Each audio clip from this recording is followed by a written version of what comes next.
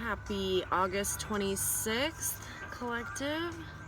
It's a master number, it's a 22.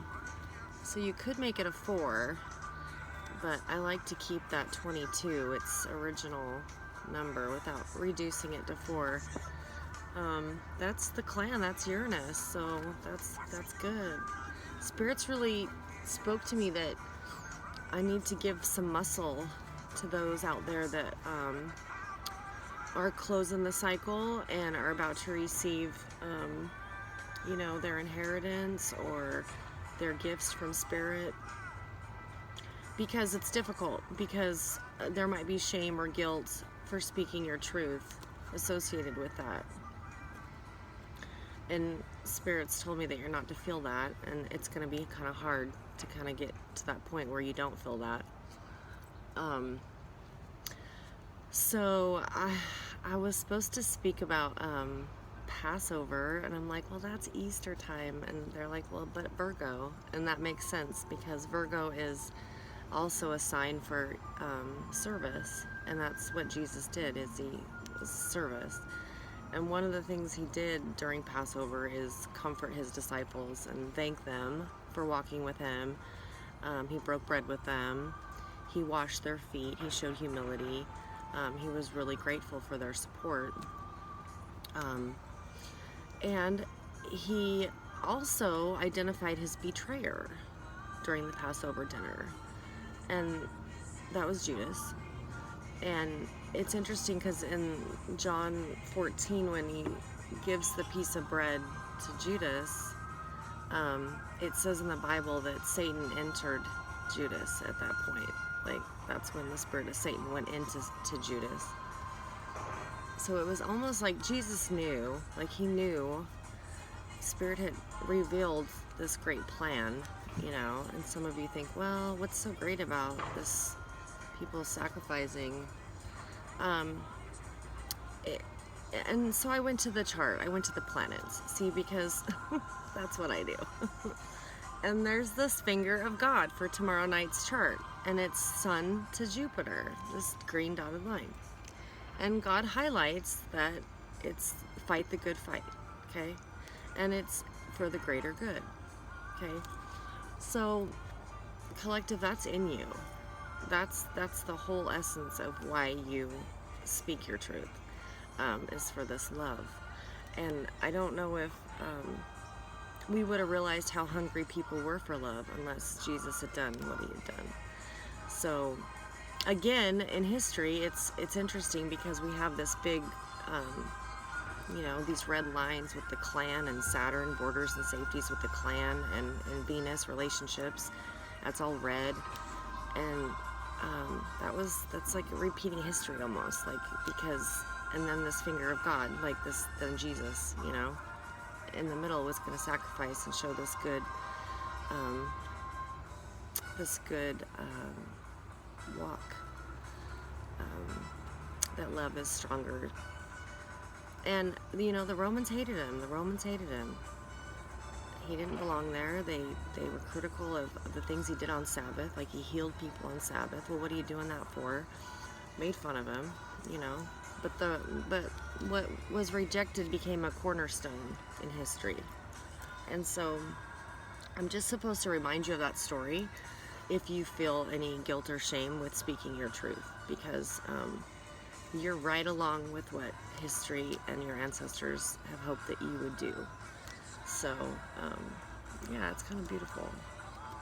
Brother against brother. The Nez Perce, if that's part of your clan, your ancestry. I was reading this book, Lewis and Clark, okay? And from Matthew 10, brothers will turn against their own brothers.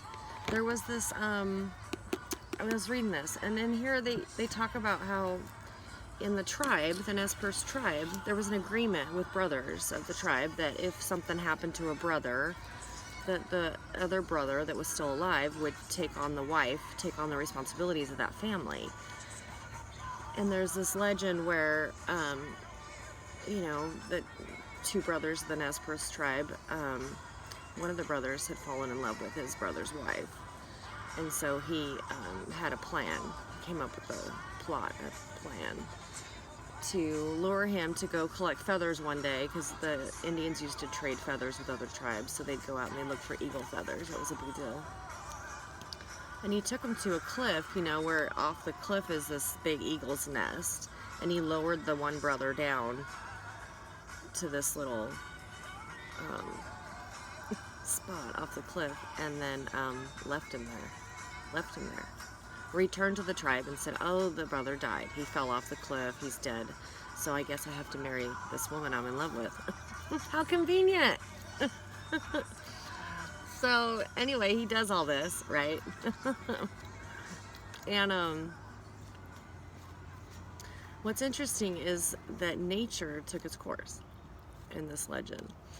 And the guy sitting on the cliff out there with this eagle's nest, the you know, eagles pair for life, they had 4 eggs, and they hatched, and there was 4 baby eagles. Well, the baby eagles just identified this guy on this cliff as like one of them, like, you know, oh, okay. So they'd bring food to him, you know, and he stayed alive, because these birds just, okay, well, you're hanging out with us, so I guess you're one of us. And I love that too, because people have put you in isolation and stuff, and you just made the best of it. Like, oh, okay, is this what I'm supposed to do? Okay, you know, I'll just ascend my thinking. So, yeah, so they fed this guy for like a year, and the birds got strong. And the birds got strong enough that he could tie twine, or grass, whatever he had on that cliff, to their legs, and they lifted him out of that onto the top of the cliff so that he could go back to his tribe. And when he walked to the tribe, you know, and everyone's like, oh my God, you're alive. So another good ascension story, another good story just to strengthen your heart that your journey's not in vain, and it may feel like you're out on a cliff for a while, but all your ancestors have been there and have these legends and stories to carry you, because it's your calling, you know. So I just like those stories. They're so nice. Yeah, so I got the morning light. I didn't want to be inside during all the voodoo. I could hear some hammering and I wasn't quite sure I wanted to be in there. A lot of you know how to block it now, and you have the protection from all of it, but you know they're still going to continue, and you know that every day they're checking your videos to see if you're breathing. So yes, I am breathing, and yes, I feel good. I just don't like the torment. So yeah.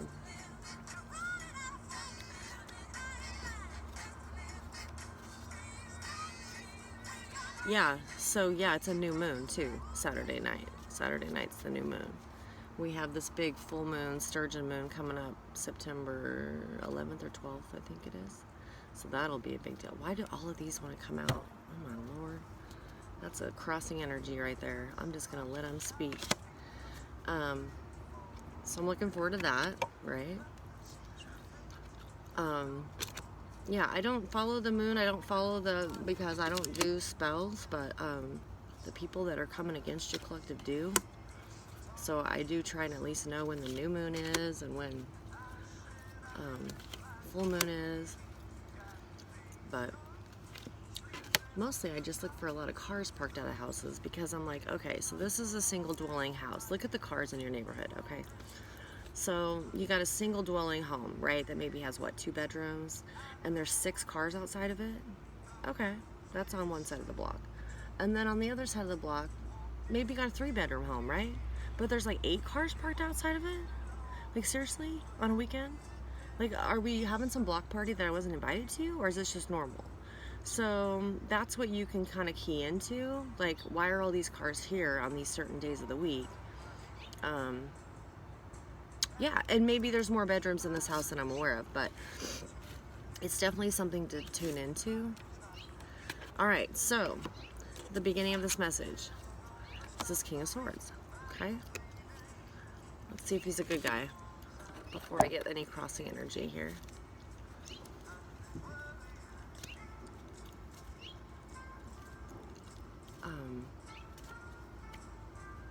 Yeah, let's take these. All right. Well, this guy's waiting to make an offer to you.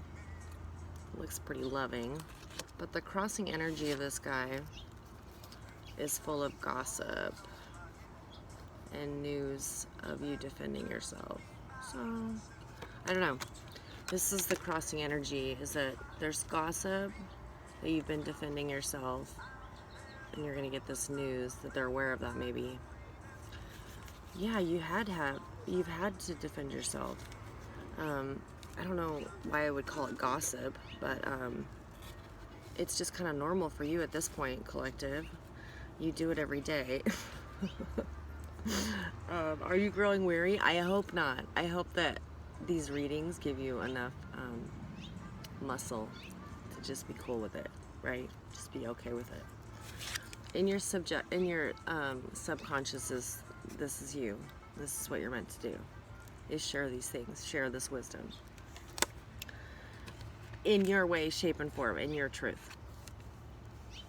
And then maybe you're gonna add a little of this to it too, you know, because you are an attractive person, and you're not 1 foot in the grave, so you might as well show your cuteness as well, right? Ace, this is the wands. This is the lady that's foxy lady. Jimi Hendrix, right? Foxy lady. You're moving away from these burdens. God, that's the 10 too. That's the 10 of wands. That's the really burdensome. And you're going to speak your truth. That's what you're going to do. This is what you have to do until everything normalizes. There is something from your past.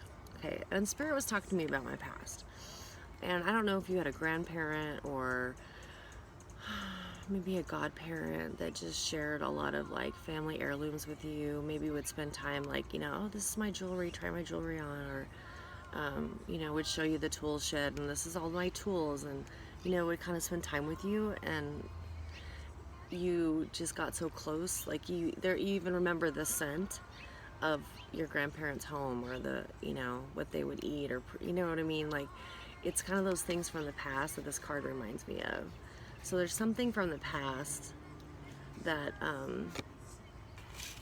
the energy wants you to think about or remember, because people are thinking of you with strength. And maybe some of that nostalgia is giving you strength right now. Like that there was a point in time where you could just enjoy your atmosphere and could just enjoy and absorb the scents and the beauty around you. Because right now you're like in warrior mode, right? And so you're like, oh, it's pretty outside, but I gotta get back in and do my blocking. Because hopes and wishes, yeah, hopes and wishes. I like this because you've seen what you've done. You've seen your work. You've seen what you've researched and enjoy, and know that it's valuable. It's valuable. That's why you're still here. Because Spirit knew, and that's the other thing I want to tell you too. Spirit has told me to give him the front row seats, okay? Creator, source, God, whatever you call. My cat is so cute. Give him the front row seat right now, okay? Because whatever's coming toward you, he wants credit for it, okay? Absolutely, 100%. I wouldn't be here without God.